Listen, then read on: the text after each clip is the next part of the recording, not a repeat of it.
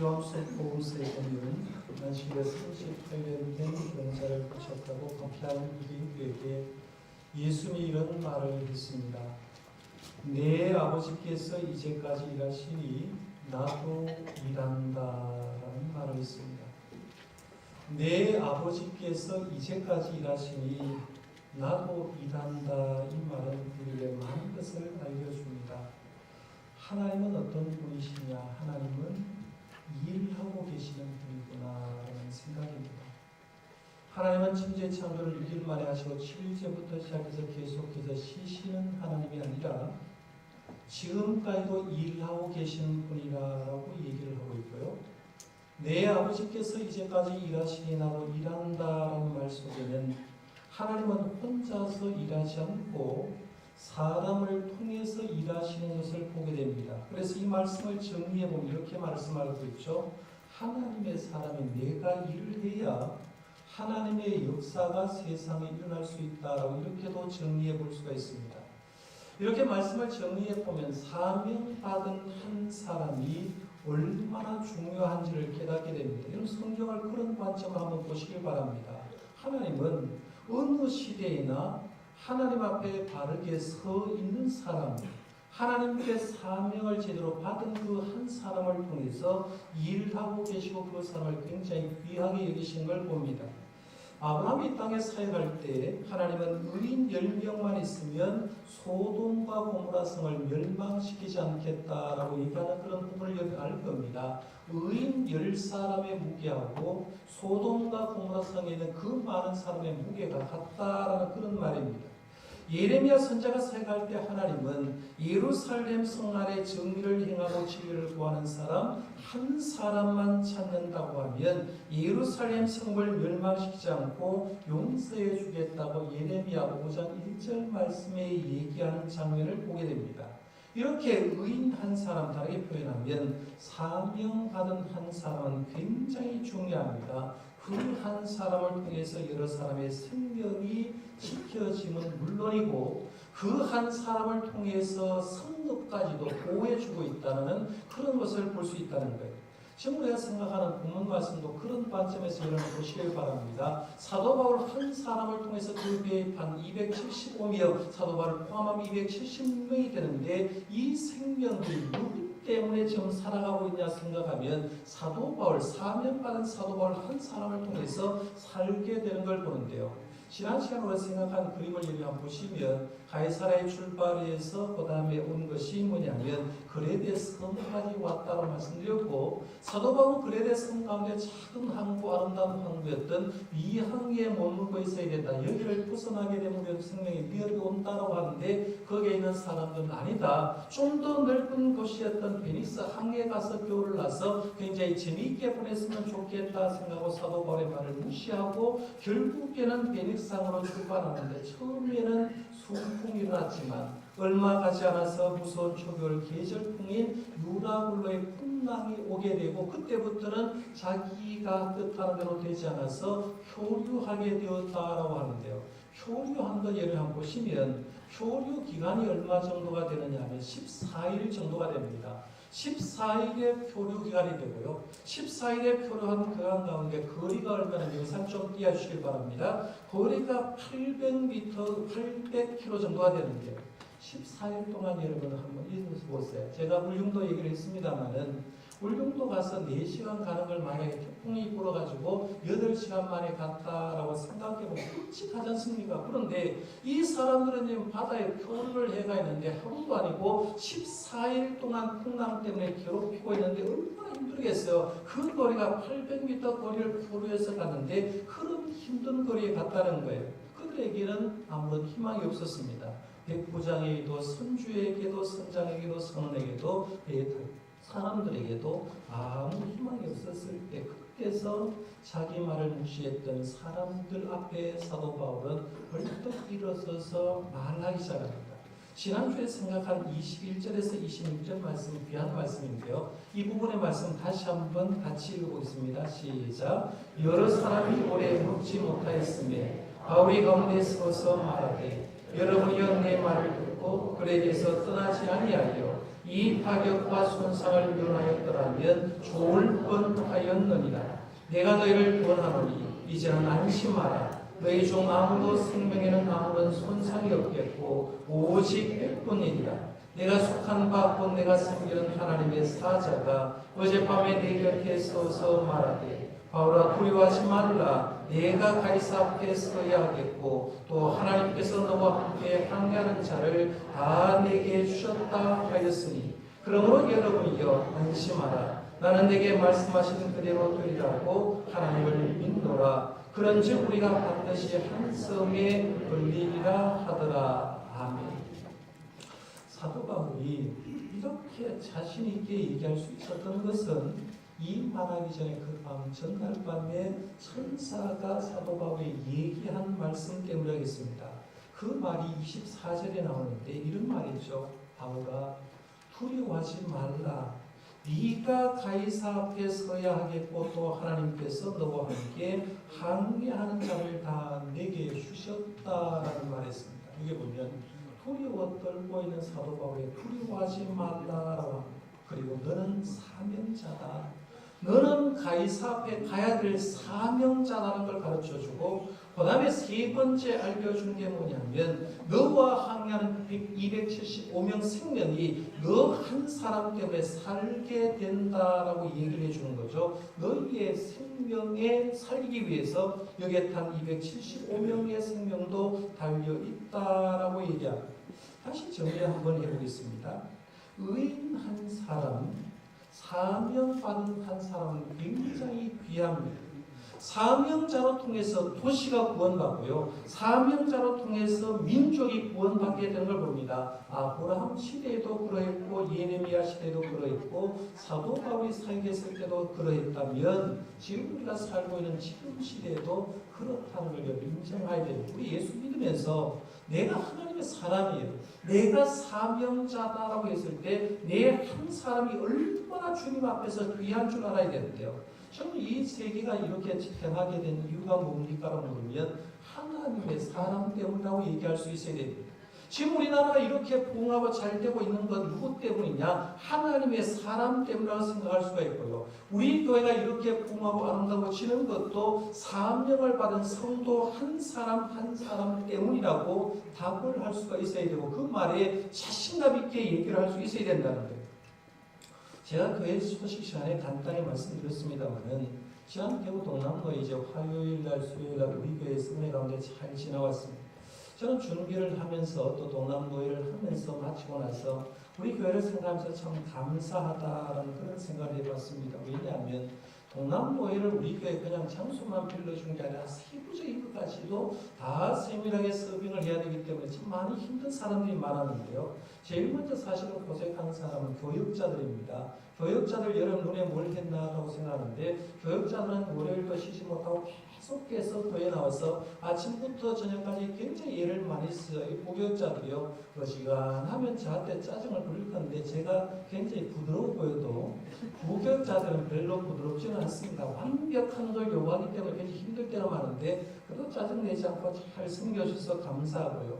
자원에서 봉사하는 분들이 얼마나 많은지 모릅니다. 우리 찬양대가 지금 앉아 계시지만 우리 화요일에도 찬양할 때 제가 보니까 한 30명 가까이 지금 앉아서 찬양했는데 그 중에는 병원에 출근해야 되는데 출근하지 않은 분, 회사에 출근해야 되는데 출근하지 않고 요즘 농장이 굉장히 바쁜데도 불구하고 농장으로 가지 않고 그 반나절을 하나님께 드리는 그런 헌신을 보면서 그 찬양이 얼마나 아름다운지 우리 교인들이 또 다른 노회원들이 찬양대 참 아름다웠다고 이렇게 얘기하는 말을 들으니까 흥분했고요. 주방에서 음식을 준비한 분들 평소에 우리 이길래 권사님하고 굉장히 많이 일을 쓰시지만 특별히 이번에 이은숙 권사님이 주도가 되어서 여러 권사님들 집사님이 하시는데 월요일부터 와서 일을 하시고요. 교회에서 잠을 자시고 새벽부터 일하셔서 아름답게 음식을 준비하는데 음식을 맛본 사람 전부 다 고백하는 말이 노예하고는 이렇게 맛있는 음식 처음 먹었다고 할 정도로 굉장히 음식을 많이 잘 대접을 했고요. 로뎀 카페에서 우리 커피팀도 준비하셨고 간식을 봉사하는 팀도 수고하셨고요. 교회 안팎에서 주차 관리하시는 분도 안내위원도 수석 문역 앞에서 안내하는 교회 우리밖에 없었을 겁니다. 그 정도로 세밀하게 봉사해서 했는데요.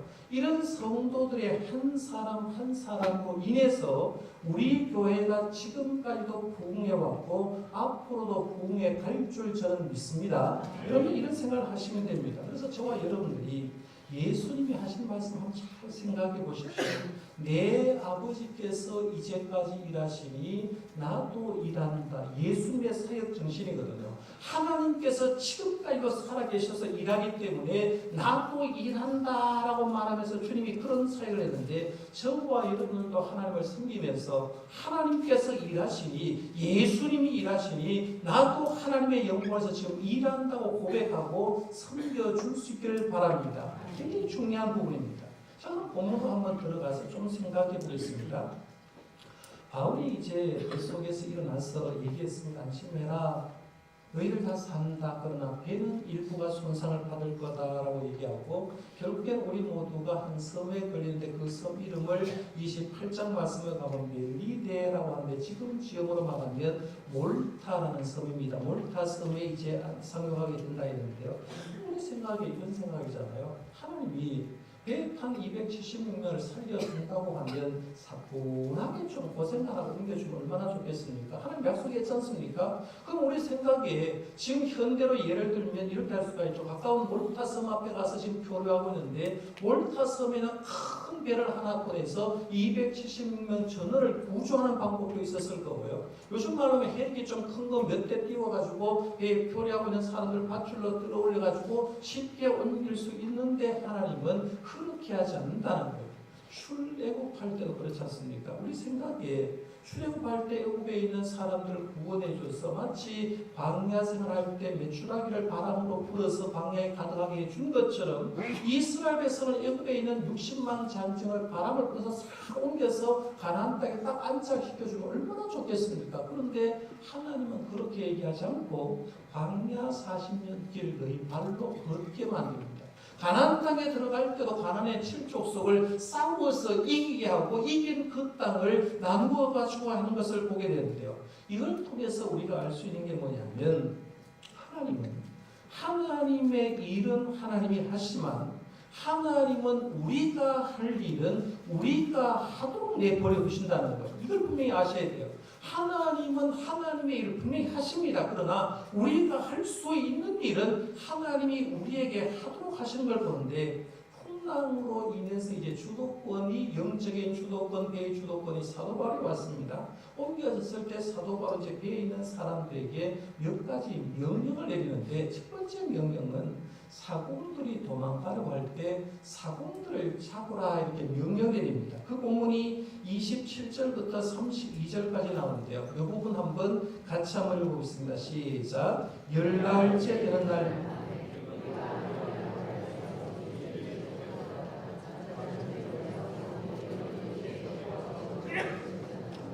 물을 재보니 20길이 되고 조금 가다가 다시 재니 15길이라. 암초에 걸린 바위가 물로 단 4설 내리고 날이 새기를 고대하니라. 사공들이 도망가고자 하여 이물에서 닻을 내리는 채 하고 거룩배를 바다에 내려놓거늘 바울이 백부장과 군인들에게 이르되 이 사람들이 배에 있지 아니하면 너희가 구원을 얻지 못하리라 하니 이에 군인들이 거룩줄을 끊어 떼어 버리니라. 아멘. 오늘 본문에 보면 배 용어가 굉장히 많이 나옵니다. 사실은 배 용어 하나하나 설명을 하면 시간이 많기 때문에요. 배 용어는 여러분이 성경을 보시고 모르는 건 사전 찾으면 쉽게 이해가니까 그렇게 이해하시면 좋겠고요. 오늘 본문을 요약하면 이런 겁니다.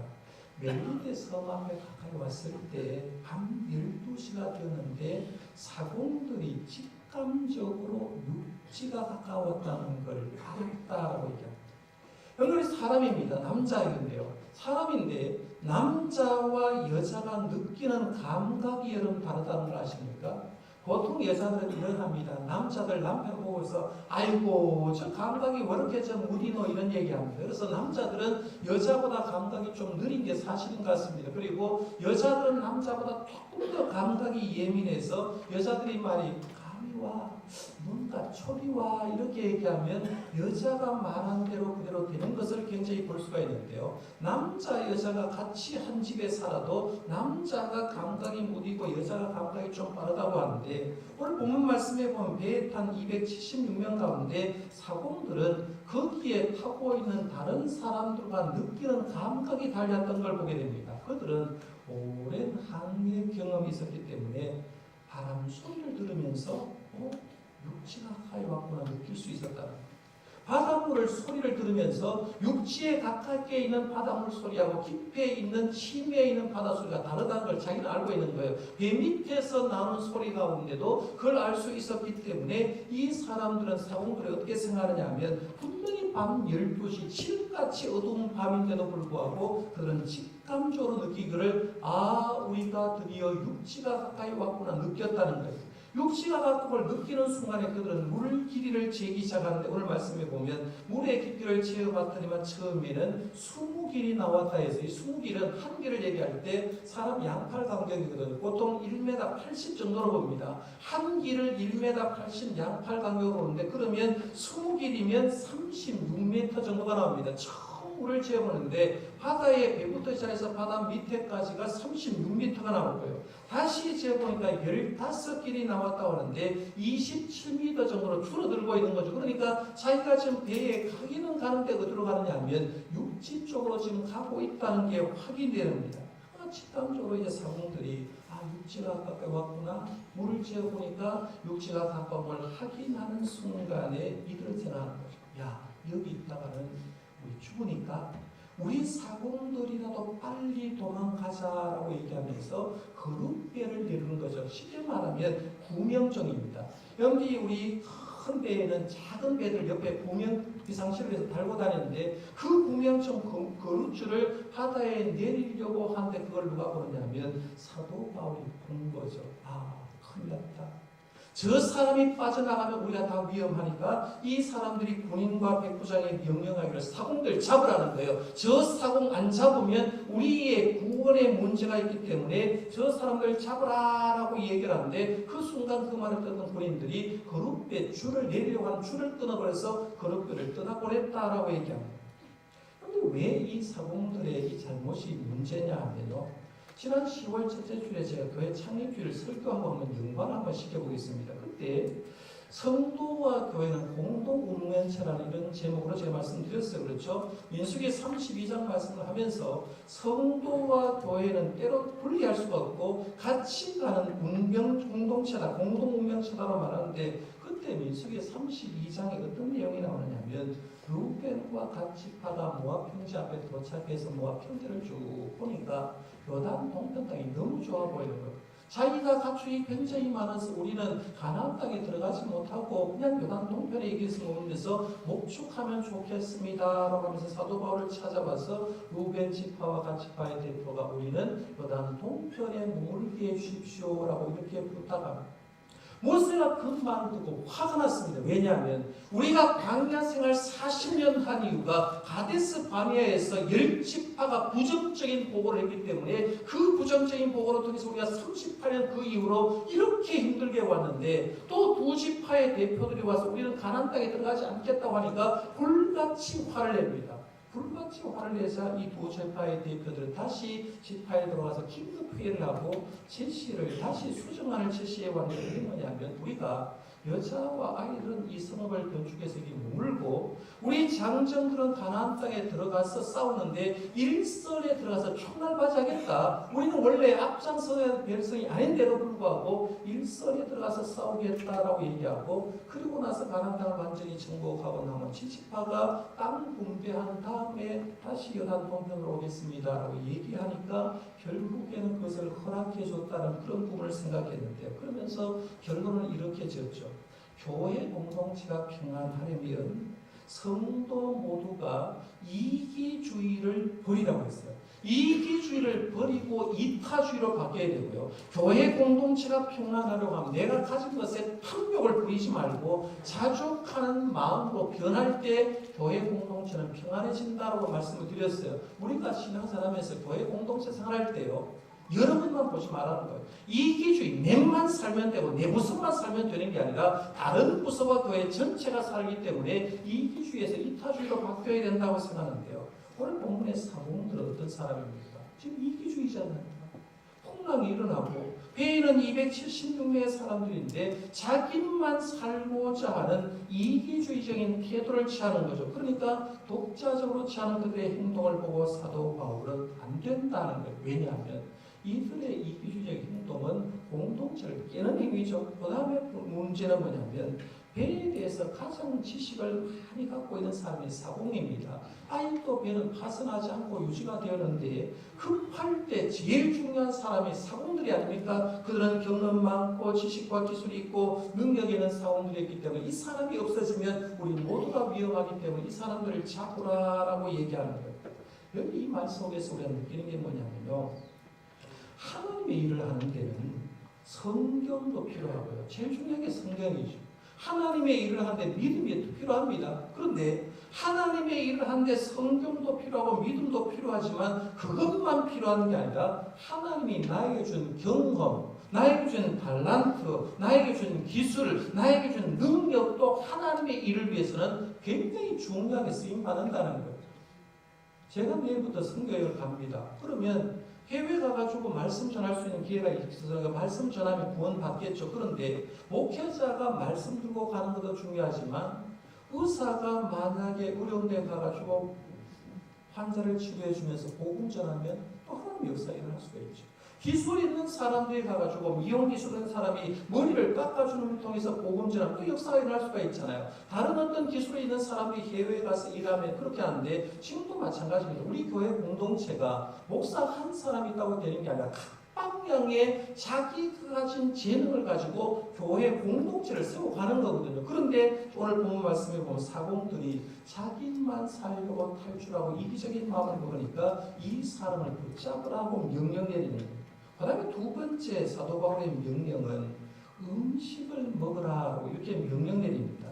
33절에서 37절 말씀도 한번 읽어보겠습니다. 시작. 날이 새어가며 바울이 여러 사람에게 음식 먹기를 구원하여 이르되 너희가 기다리고 기다리며 먹지 못하고 줄인 지가 오늘까지 열나흘인즉 음식 먹기를 구원하노니 이것이 너희의 구원을 위한 것이요 너희 중 머리카락 하나도 잃을 자가 없으리라 하고 떡을 가져다가 모든 사람 앞에서 하나님께 축사하고 이어 먹기를 시작한 뒤에 그들도 다 안심하고 받아 먹으니 배에 있는 우리의 수는 전부 276명이더라. 아멘. 우리 생각이 이렇죠. 하나님 일도 많으시는데 뜬금없이 갑자기 음식 먹으라 하는 건 좀 이상하잖아요. 그런데 음식 먹는 거하고 구원하고도 굉장히 밀접한 관련이 있다는 겁니다. 하나님의 사람은 보통 영이 중요하다고 생각하는데요. 영과 육은 동시에 중요합니다. 땀밥처럼 영은 더 중요하고 육은 더 중요하지 않다라고 생각하시면 안 됩니다. 오늘 오후에 이제 찬양 예배를 마치고 구역 예배 교제를 다룰 건데요.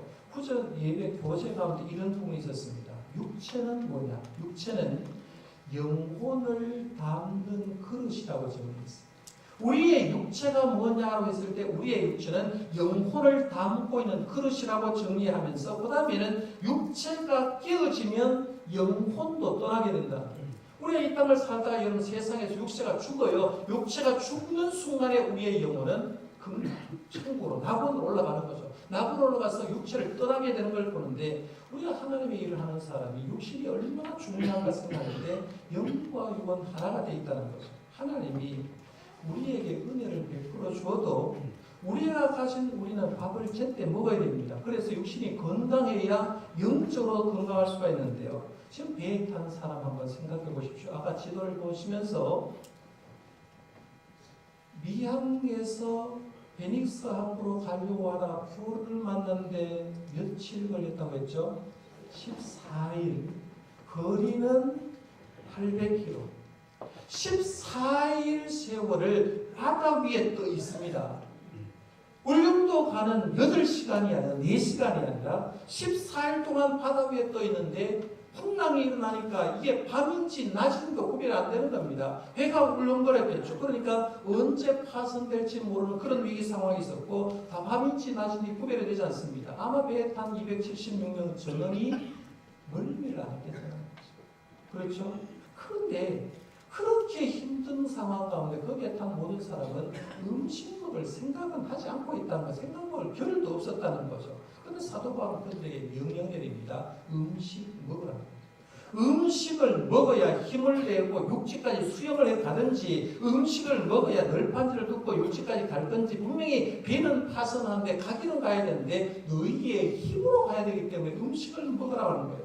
그러면서 사도 바울이 이제 기도를 합니다. 35절에 보면 떡을 가져다가 모든 사람 앞에서 하나님께 축사하고 떼어 먹기를 시작하매라고 얘기하는데요.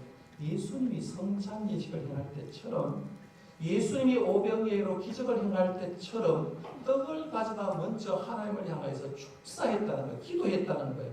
이런 기도의 자세는 사실은 여기만 있는 게 아니라요. 유대 일반 가정에 음식 차려놓고 아버지가 항상 떡을 가지고 함께 기도했듯이 음식 먹을 때 기도했다는 겁니다. 중요한 건 뭐냐면 배에 탄 276명이 다 예수 믿는 사람입니까? 아니죠. 다 유대인입니까? 아니에요.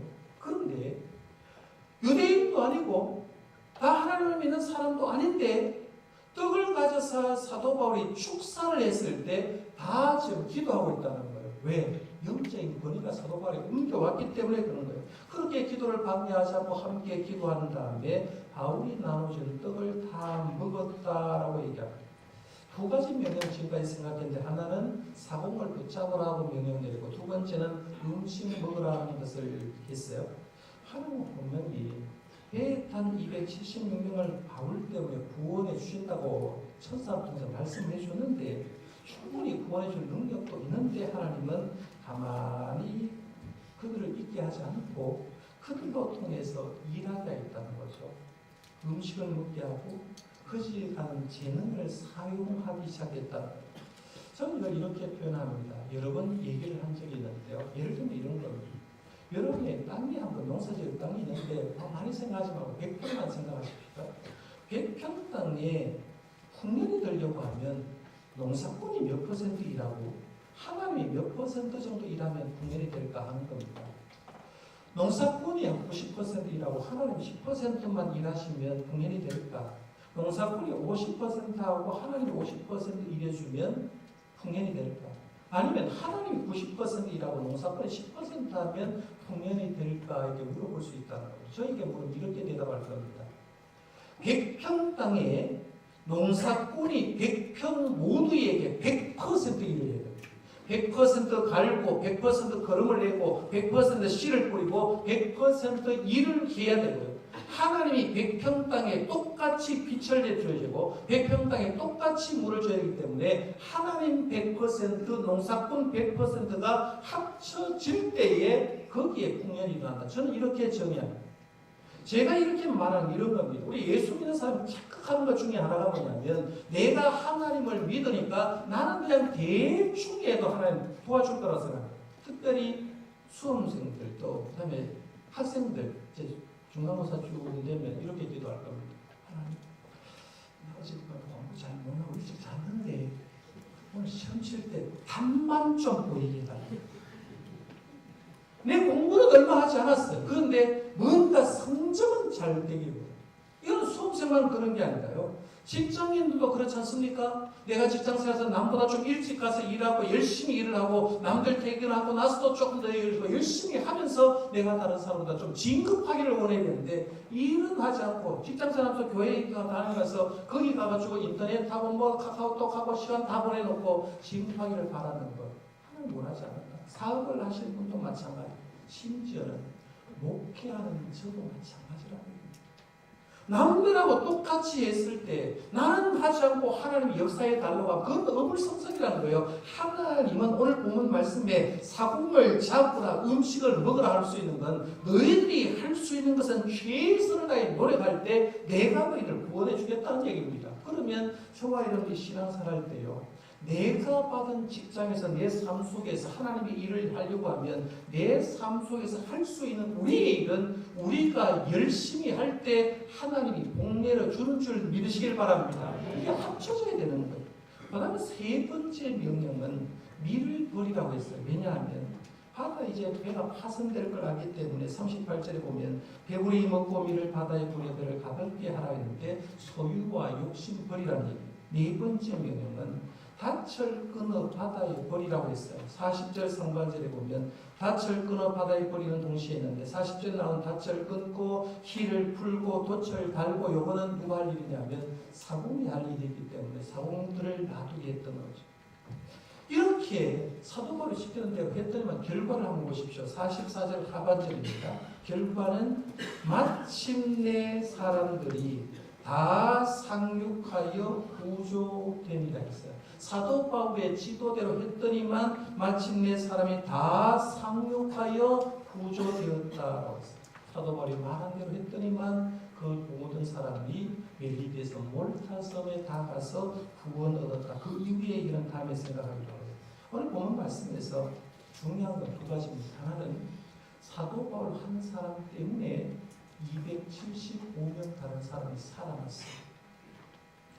여기서 여러분 도전 받으셔야 돼요. 왜냐하면 여러분의 신앙과 여러분의 삶의 태도 때문에 다른 사람이 생명이 달려있다.